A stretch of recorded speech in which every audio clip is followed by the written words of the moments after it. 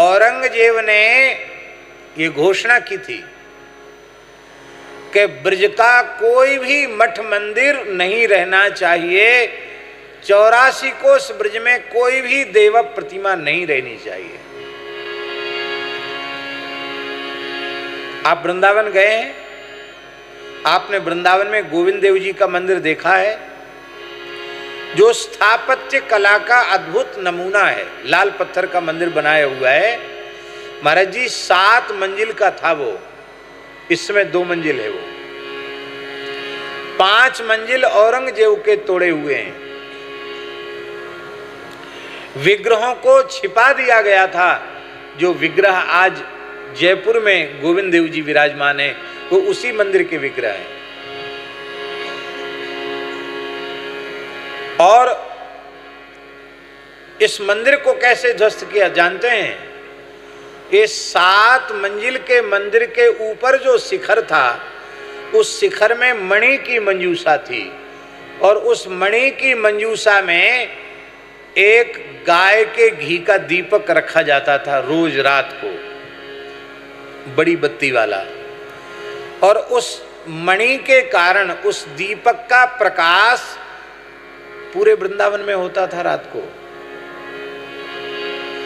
और उसकी चमक औरंगजेब को दिल्ली से दिखाई पड़ गई। उसने पूछा कि ये आकाश में दूसरा ये क्या जल रहा है, चमक रहा है? चंद्रमा तो है, पर ये चांद से भी अलग चमक वाला ये क्या चमक रहा है? तो लोगों ने कहा वृंदावन में गोविंद देव जी महाराज का मंदिर है, उनके मंदिर के कलश में जो दीप रखा गया है वो दीपक चमक रहा है। क्रोध में भर गया, बोले इसको तो नष्ट करना है। सेना के सहित धावा बोल दिया, और जब आया तो आज भी कैलाशी वहां नीचे हनुमान जी हैं, गोविंद देव जी के मंदिर के नीचे वाले भाग में। जब इधर से ऊपर चढ़ते हैं तो पहले एक हनुमान जी हैं, उन हनुमान जी का नाम है सिंहपौर हनुमान जी। मंदिर की सिंहपौर वहां थी पहले, प्रधान हनुमान जी हैं, वृंदावन के प्रधान हनुमान जी हैं वो। सिंहपौर हनुमान जी ने गोविंद देव जी से कहा कि प्रभु, ये दुष्ट आपके मंदिर को नष्ट करना चाहता है, आप थोड़ी अनुमति दो तो इसको मजा चखाऊं। गोविंद देव जी कुछ नहीं बोले। 3 बार हनुमान जी ने पूछा, भगवान कुछ नहीं बोले। चौथी बार हनुमान जी थोड़े नाराज हुए, बोले मंदिर टूट जाएगा तब बोलोगे? भगवान बोले कलयुग भी हमारी बनाया हुआ है, मेरा मुंह बंद है, मैं कुछ नहीं बोल सकता, तुम्हारी जो इच्छा हो सो करो।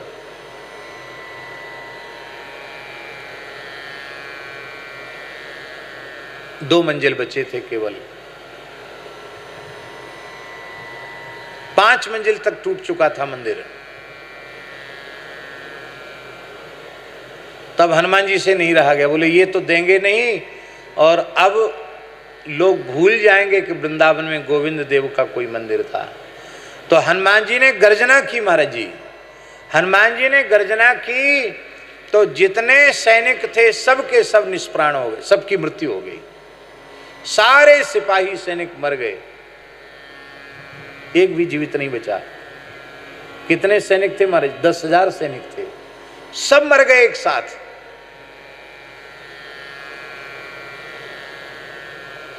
आज भी मंदिर उसी स्थिति में है, और हनुमान जी आज भी विराज रहे हैं, सिंहपुर के हनुमान जी। आज भी वृंदावन में सबसे अधिक भीड़ वहीं होती है हनुमान जी का दर्शन करने की।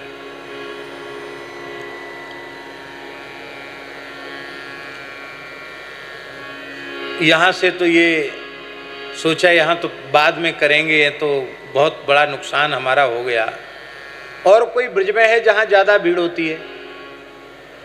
तो लोगों ने कहा कि बलदेव जी में बहुत भीड़ होती है, दाऊ दादा में। बोले दाऊ जी के मंदिर को नष्ट करना है। तो महाराज जी दाऊ जी ने बड़ा भारी चमत्कार दिखाया। औरंगजेब सेना के सहित मथुरा से चलता, मथुरा से बलदेव जी कितनी दूर है? बहुत दूर तो नहीं,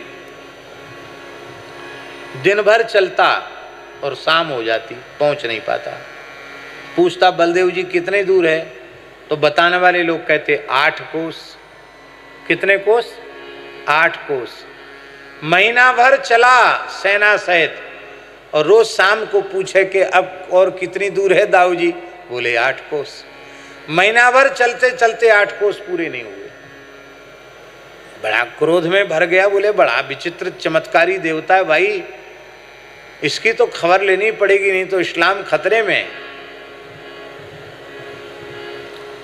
तो उसने क्या किया, मथुरा के एक चतुर्वेदी ब्राह्मण को, वृद्ध ब्राह्मण को पकड़ लिया। बोले दाऊ जी पहुंचने का उपाय बताओ, नहीं तो तुमको मार डालूंगा।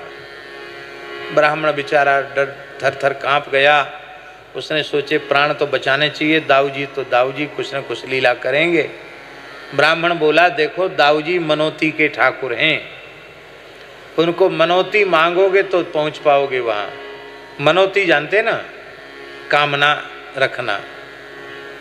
तो और आप आश्चर्य करेंगे, औरंगजेब ने मनोती किया कि हम सवामन माखन और सवामन मिश्री ध्वजा और हीरों से जटित कंठा, स्वर्णमय कंठा प्रदान करेंगे यदि हम दाऊ जी तक पहुंच जाएंगे तो। और जैसी मनोती मांगी कि सेना के सहित वो बलदेव जी पहुंच गया। पहुंचते ही उसने कहा, इधर से तो ध्वजा और कंठा सब लेके जा रहा था, वहां पहुंचते ही कहा कि मैं बुत परस्ती का विरोधी हूं, मैं किसी बुत को नहीं मानता। बुत माने मूर्ति, मैं मूर्ति नहीं मानता, तोड़ दो इस मंदिर को, तोड़ दो इस मूर्ति को। उसी समय करोड़ों करोड़ों की संख्या में मधुमक्खियां मंदिर से निकली, और बड़ी बड़ी मधुमक्खी महाराज, उन पे न तोप चले न तलवार चले, एक एक सैनिक पर हजारों हजारों मक्खियां चिपट गईं। जो दुर्बल दास थे वो मोटे दास हो गए, सब मोटे हो गए। महाराज ऐसा टॉनिक दिया दाऊ दादा ने कि दुबले पतले भी मोटे तगड़े हो गए, कितने की मृत्यु हो गई। औरंगजेब ही बहुत घायल हो गया। औरंगजेब ने किया अब क्या होगा, हाय तोबा मचा। बोले जो मनोती मांगी है उसको दो। कहा दिया दिया दिया। तब मक्खियां चली गई। आज भी बलदेव छठ पर और विशेष उत्सव के समय औरंगजेब के द्वारा दिया हुआ कंठा आज भी बलभद्र जी धारण करते हैं। वो ऐतिहासिक कंठा आज भी है। मंदिर और मूर्तियों का को भग्न करने वाले, उस अत्याचारी अनाचारी से पुजाने वाले ठाकुर श्री दाऊ दादा। उसके बाद फिर ब्रज में औरंगजेब नहीं आया। बोले भैया एक एक देवता से कहाँ तक टक्कर लेंगे, और दाऊ जी ने ब्रज को बचा लिया। बोलो दाऊ दादा की जय। कथा आप सुन चुके हैं कि लग्न तो हो गई और रेवत महाराज तपस्या करने चले गए। विष्णु पुराण के अनुसार श्री रेवती जी सतयुग की और दाऊ दादा द्वापरांत के 28वीं चतुर्युगी के द्वापर के दाऊ दादा। तो कद में बहुत अंतर था। दाऊ जी छोटे थे, रेवती जी बहुत ऊंची थी। बातचीत भी करना होता तो ऐसे बातचीत करते, और रेवती जी नीचे नजर करते, हाँ प्राणनाथ मैं ठीक हूं। द्वारिका की नागरियां हंसी उड़ाती कि ऐसी जोड़ी न भूतो न भविष्यति, बड़ी सुंदर जोड़ी है, ऐसी जोड़ी तो पहले कभी देखी सुनी नहीं गई। आहा, दाऊ जी को कौतुक सूझा, और विष्णु पुराण के अनुसार दाऊ जी ने अपने हल का स्पर्श रेवती की ग्रीवा पर कराया और एक झटका लगाया कि रेवती जी कंधे के बराबर हो गई। ये दाऊ जी ही कर सकते हैं। आप लोग इस प्रयोग को मत करना कि किसी की देवी जी लंबी हो तो बोले झटका दे के उनको छोटी कर लो, या छोटी हो तो खींच तान के लंबी कर दो। ये आपके लिए संभव नहीं है, ये तो दाऊ जी के लिए ही संभव है। बोलो रेवती रमण भगवान की जय। अब यहाँ श्री सुखदेव जी एक विशेष बात कह रहे हैं। घड़ी दो। सुखदेव जी विशेष बात कर रहे हैं। भगवानपि गोविंद उपये में कुरूद्वः वैदर्भीं भीष्मकसुतां श्रियो मात्रां स्वयंवरे। भगवान श्री कृष्ण ने स्वयंवर में आए हुए शिशुपाल और उसके पक्षपाती साल्व आदि दुष्ट राजाओं को बलपूर्वक हराकर, जैसे गरुड़ जी महाराज अमृत का हरण करके देवलोक से आ गए, ऐसे ही श्री भगवान ने रुक्मिणी जी का हरण कर लिया। परीक्षित ने कहा कि भगवान, हमने सुना है कि भगवान श्री कृष्ण का पहला विवाह रुक्मिणी जी से हुआ और वह भी राक्षस विधि से हुआ। ये सुनकर हमें थोड़ा अच्छा नहीं लगता। ये शास्त्र निषिद्ध है राक्षस विधि से विवाह, भगवान ने ऐसा क्यों किया? यद्यपि यह प्रश्न परीक्षित का उत्तम प्रश्न नहीं था। राक्षस विधि किसको कहते हैं?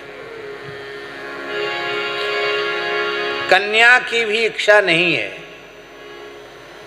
माता पिता की इच्छा नहीं है, बंधु बांधवों की इच्छा नहीं है, पर सबको मार कर हत्या करके बलपूर्वक कन्या का हरण कर लेता है और उससे विवाह कर लेता है बलपूर्वक।